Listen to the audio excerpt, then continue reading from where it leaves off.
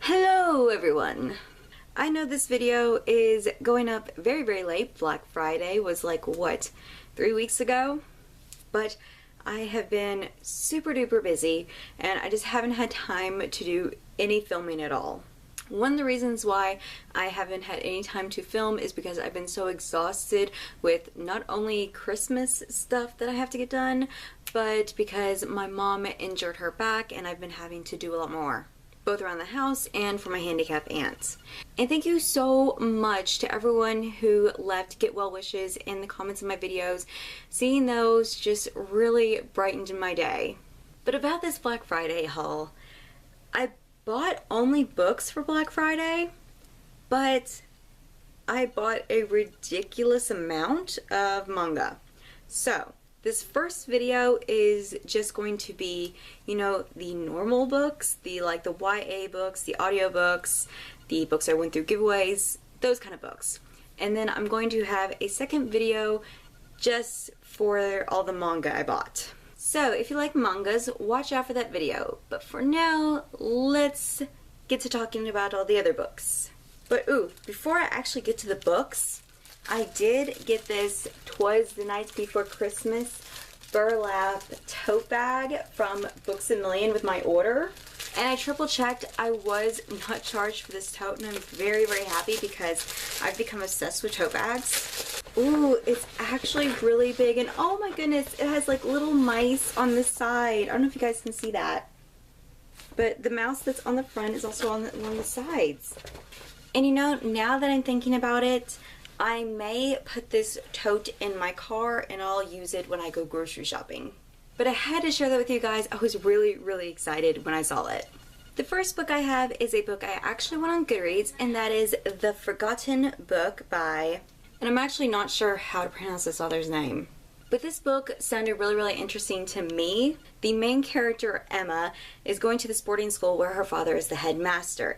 And one day she finds this book in the library where everything she writes in it comes true. But Emma isn't the only one who knows about this book, and this person is going to use any means to get the book from her. This book is also an ARC, but you don't have long to wait. It comes out sometime next month. And I know I'm really bad at this, but if I remember, I will try to leave links to all the books that I mentioned in this video in the description. Okay, the next two books I have are audiobooks. I've been really into audiobooks in the last couple months, and when I saw these, I couldn't not get them because they were like insanely cheap. And I already own the physical books, but I know it's going to be a little while before I read those books, and I just feel like if I have the audiobooks, it'll push me to read them a little faster. But those audiobooks are Black Ice by Becky Fitzpatrick and Zeros by Scott Westerfeld. I actually bought the physical copies of these books a long time ago. I remember Black Ice is this girl gets stuck on a mountain during a blizzard with these murderers. Are they murderers? Okay, so on the back of this it says they're fugitives. So not necessarily murderers, but still quite dangerous. So that's bound to be interesting. And all I remember about Zeros is the fact that the book follows a group of kids who all have superpowers. And I've been on a real superhero kick here recently, probably because I just finished reading Wonder Woman, but I'm kind of wanting to read this right now, but I'm in the middle of a book, so I can't just stop reading it to read this. The next book I have is On the Fence by Cassie West. I've already read two of her books, and even though I didn't love them on the same level as I do Percy Jackson or Harry Potter or any of the other fantasy books I've read, they are good contemporaries. And at least for the first two books I read of hers, I read them fairly quickly. I think I got through the entire books in a couple days, which for me in contemporaries is pretty fast because it seems like I coast through contemporaries really slow.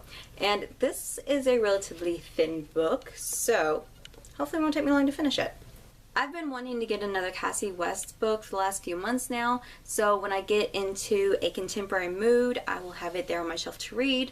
And out of all of the ones I've read about, this one just interests me the most. The next book I have is The Shadow Queen by C.J. Redwine. Just look at it. It's so pretty, and then you open it up It has this big map in this deep red color, and I love it. And for the life of me, I can't think of how to summarize this book. So, like I said, I'm going to try to leave links to all these books in the description, so if you want to, you can go read the description for this book for yourself. But I think I'm going to leave to trying to summarize this book after I've read it. Next up I have A Conjuring of Light by V.E. Schwab. This is the third and final book in the Darker Shade of Magic trilogy, and the first book, the main character is able to move between different dimensions or universes, whichever way you like to describe that.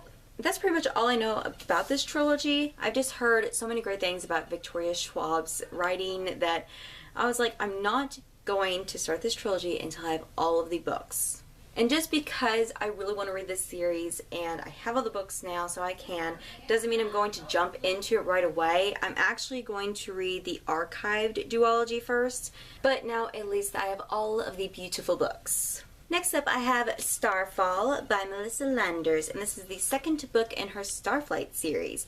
I'm not actually sure right now if it's a duology, a trilogy, or there's going to be more than 3 books. I'm not 100% sure. If you know how many books are in this series, let me know. Next up I have The Inquisition and The Battle Mage by Taran Matthew, and I said that completely wrong. And this is the second and third book of the Novice trilogy. In the first book, I know the main character finds out he's a mage, and he ends up having to leave his hometown and go to this school for mages. And just reading it gave me Harry Potter feels, so I decided to pick up the first book, and I was like, once I get the rest of the books in the series, I may pick it up this summer when I have time to read all 3 of them back to back. Next up, I have Paper Hearts by Ali Novak, the second book of her Heartbreaker series. Heartbreaker Chronicles. Now, the first book follows Stella, who is going to meet this band that she doesn't really care for so that she can get a bunch of her sister's stuff signed for her birthday. And she ends up falling in love with one of the members of the band. And I don't really know much about this book, other than the fact that my favorite band member, Alex, is the main male protagonist of this book, and he gets his own love interests. But I know if this is anything like the other 2 Ali Novak books I've read, I'm going to completely fall in love with the characters. So I really can't wait to read it, even though I don't have time to read it right now.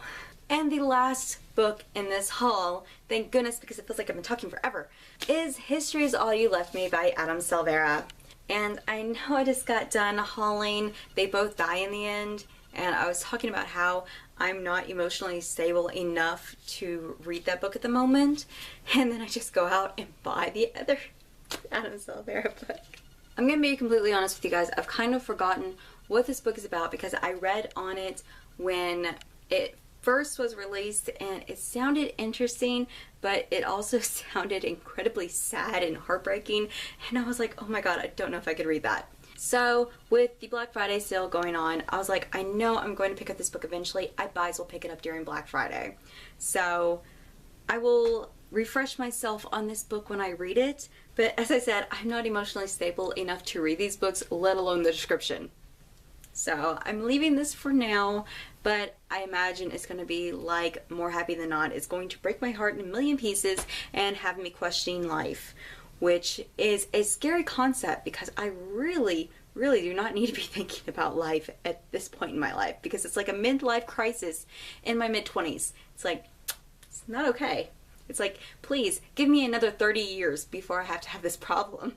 But these are all of the books, or at least, you know, the normal books that I bought for Black Friday.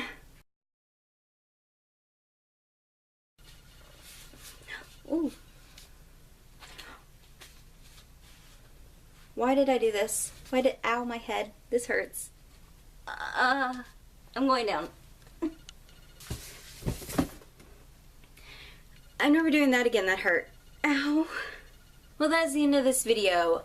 I know there was a whole lot of stuff that I wanted to buy on Black Friday besides books that I really didn't get the chance to, so you guys should let me know in the comments below what all you guys got for Black Friday, whether it's book related or not. But that is the end of this video, and now I need to go film part 2. So thank you guys so much for watching, and I'll see you next time. Bye!